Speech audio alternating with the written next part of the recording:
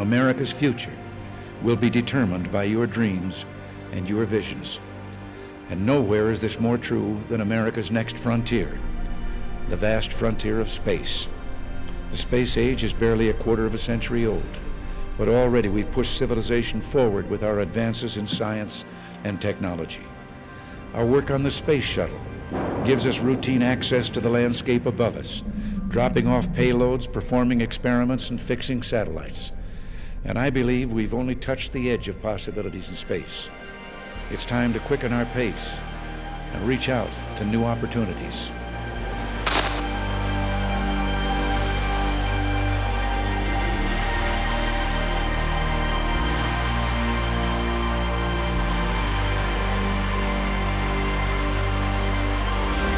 For decades, that next frontier was a benign environment, a place of exploration, of innovation, and a strategic advantage for the few nations who could afford to access it. But as technology advanced, the domain became economically lucrative. Participation in space expanded, and national interest grew. Today, space is like oxygen to us. When it's available to meet our needs, we take it for granted and barely even notice it. For a lot of people, space is out of sight, out of mind. But in reality, it underpins almost every aspect of daily life.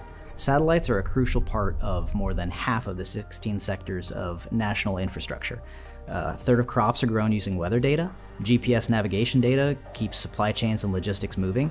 And the timing signal that comes from GPS is what stamps digital transactions, which means digital commerce, e-finance. None of that works without satellites. It literally drives the way we do life right now, and it's only going to get more and more important. But if it's taken from us, we can do nothing else but desperately try to get it back. Space is vital to our nation's security and economic prosperity, and we must increase our ability to harness its power and our will and capabilities to defend it. The United States Space Force was created to do just that. And to tame new frontiers. Semper Supra. As our motto says, always above. Operating 24/7 to provide and protect capabilities that are critical to the joint force and the American way of life. In just the last 5 years, the space domain has gotten incredibly congested. When the service stood up, there's about 25,000 objects in space. Now, daily, we track 46,000, and that number is growing all the time. That's almost double, and it's not slowing down. But space is not just congested, it's also contested. I think traditionally, it has been viewed as a collection of space activities. And with the stand-up of Space Force and the additional resources and the changing environment and global competition, we have seen that evolve to space becoming a warfighting domain itself. Over the past 20 years, the Russians and the Chinese have heavily invested their resources to develop a broad portfolio of space weapons designed to negate the U.S. space advantage. In 2007, China decided to essentially use a kinetic kill vehicle, also known as an anti-satellite weapon, and knock down one of their own weather satellites. The satellite was defunct at the time, but also we know that this is an opportunity for them to prove the capability that they can essentially target satellites in low Earth orbit. And in LEO, essentially low Earth orbit, that's where most of our satellites are operating, especially the ones that the everyday American and everyday user are actually depending on. That event generated over 2,700 pieces of debris, much of which still remain on orbit today and will for decades to come. So just like that, we went from benign, peaceful domain, space as a sanctuary, to contested, competitive domain, space as a warfighting domain.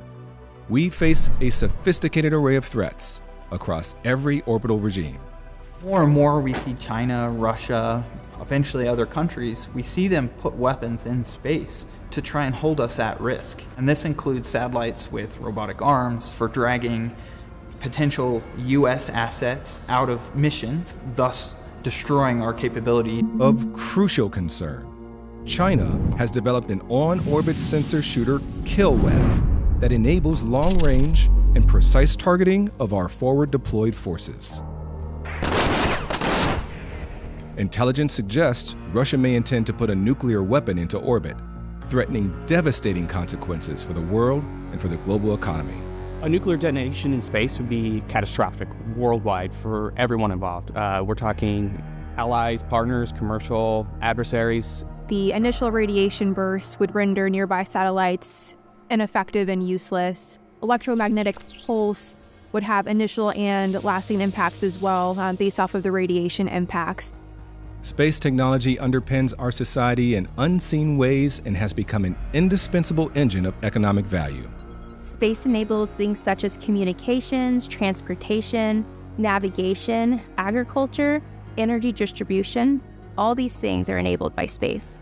Collectively, these space-enabled activities translate to hundreds of billions of dollars for the U.S. and global economies.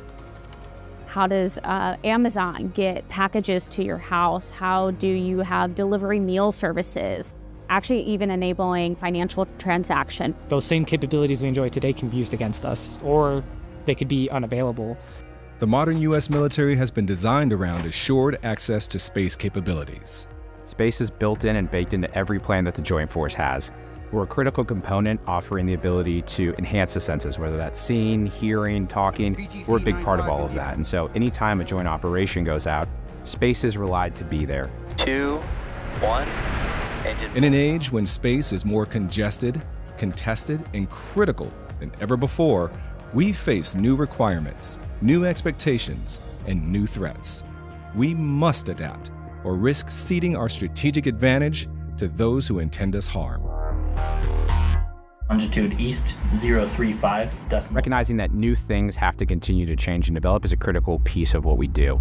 How do we plan for missions? How do we execute missions? And how do we offer additional capabilities in unique ways that we haven't done in the past?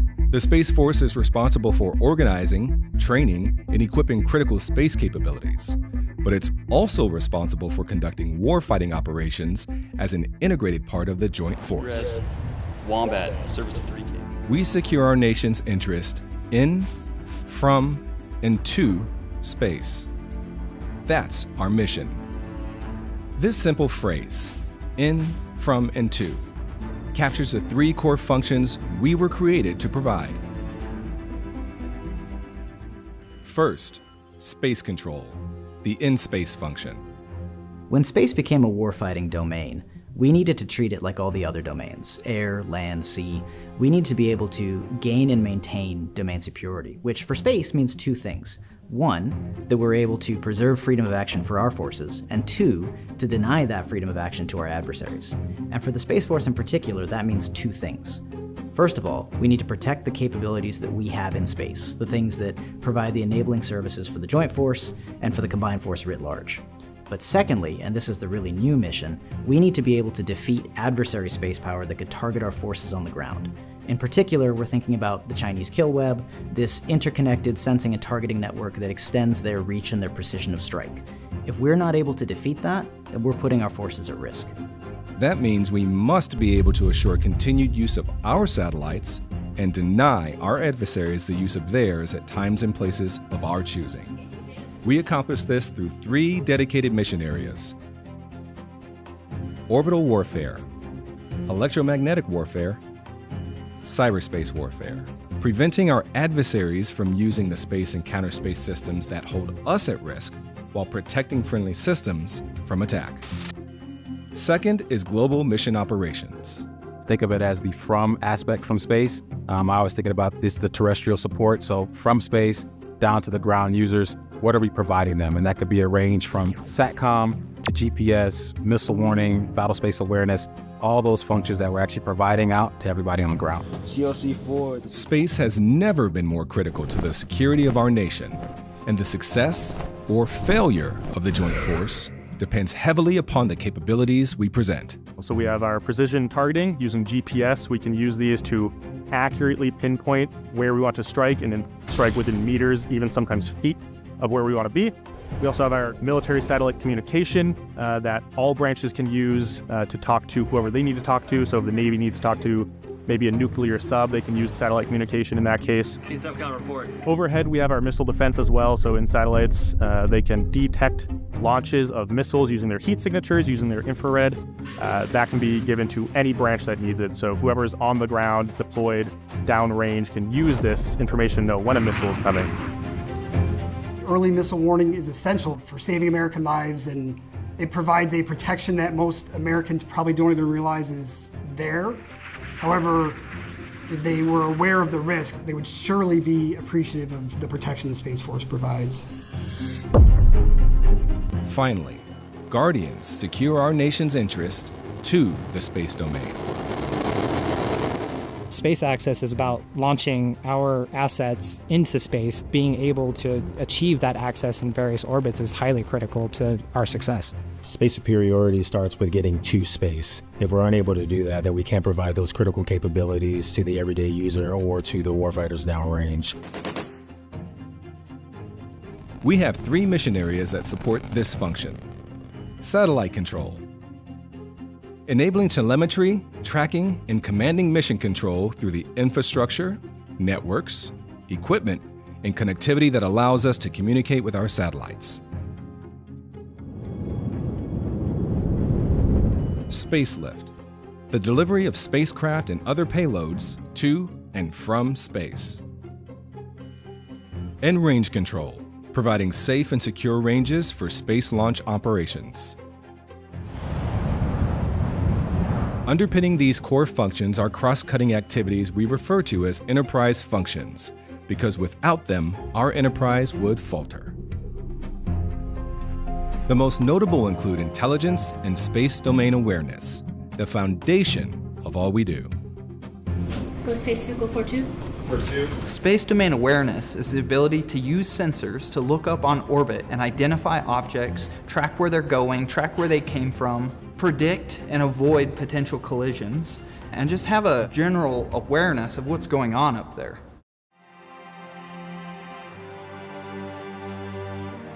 The men and women who execute these functions every day are known as Guardians. It's a reference to our Air Force Space Command heritage, whose motto was, Guardians of the High Frontier. We are the first line of defense when it comes to anything space-related, which is where war is going to take place, and we need Guardians to defend that space. Of all warfighters, Guardians are uniquely and specifically trained, educated, and experienced in warfighting activities in, from, and to the space domain. The 4 core values of the Space Force: 1, we have character. You have to have the right moral and ethical character to be able to be a good Guardian. Next, we have connection. We have to make these connections not only within our Space Force or within our unit, but with other branches too, so they know what we can offer. We have to have the courage to make the right decisions and do things that might be out of the box and unnormal. Last, we have commitment. You need to be committed to your mission and your skill set and really hone your skills and ensure that you are developing your mission set the best you can. By design, the Space Force is lean and agile. The Space Force is 10% of the size of the next smallest military branch. We were specifically shaped in this way to be agile and fast. Our members are laser focused on 5 professional disciplines. 3 are operational. There's space operations, controlling satellites. There's intelligence, which means understanding and making use of data to inform our operations. There's cyberspace operations, which means commanding and controlling effects through cyberspace, which is how we generally command our satellites. And then there's 2 force modernization disciplines. There's engineering, which is how we design, develop, and deliver capability, and program management, which is acquisition of that capability, working hand in hand with engineering to speed those effects to the warfighter. The Space Force is headquartered with its sister services at the Pentagon and has over 50 operating locations in the US and around the globe. Reporting to the headquarters are field commands. So our field comms sit 1 tier below the headquarters Space Force. So they are charged with training, equipping, and resources our Guardians to be able to do the missions that are asked upon them by the Joint Fighter and by the Space Force as a whole. Deltas, which support our field comms through specialized operations focused on specific mission areas. Deltas kind of group up a big amount of work. So maybe we have MilSatCom in 1 Delta or PNT in 1 Delta, things like that.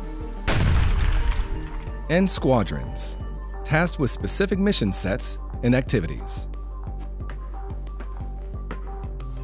Space Operations Command is charged with generating and presenting combat-ready intelligence, cyber, and space forces to the combatant commands. Space Systems Command acquires, develops, delivers, and fields dominant, integrated, and resilient warfighting space capabilities.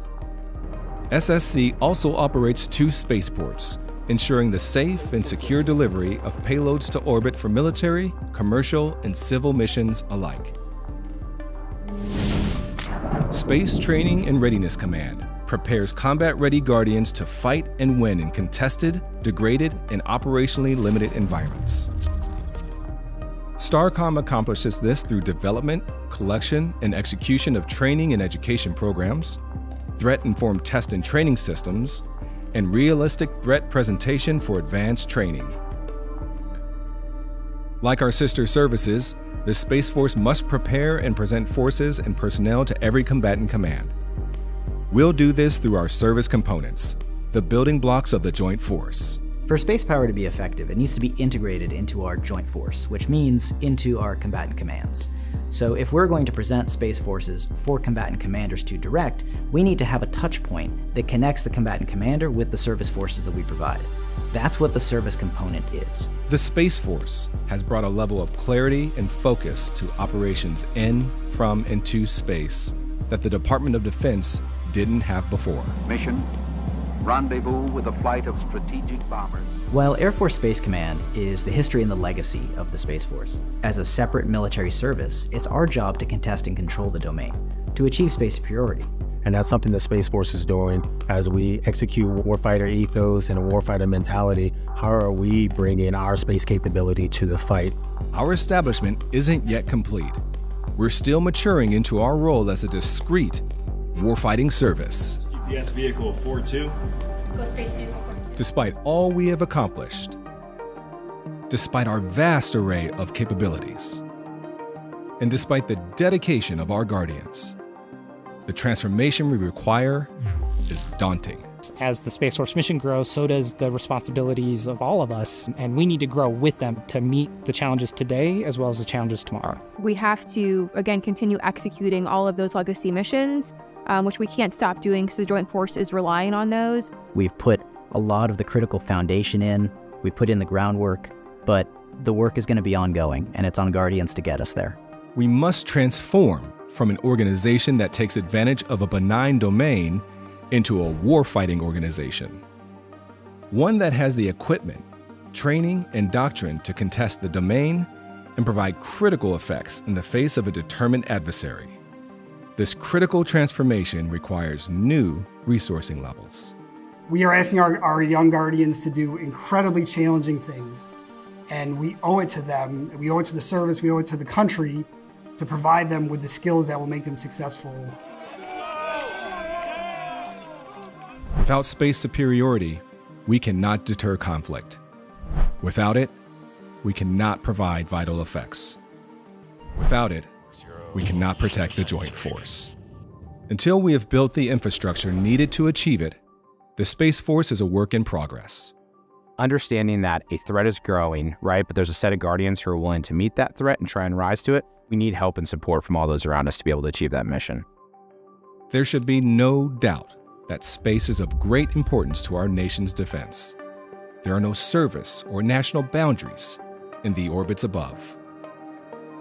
It's important not just to the Space Force, but to all branches of our armed services and our very way of life.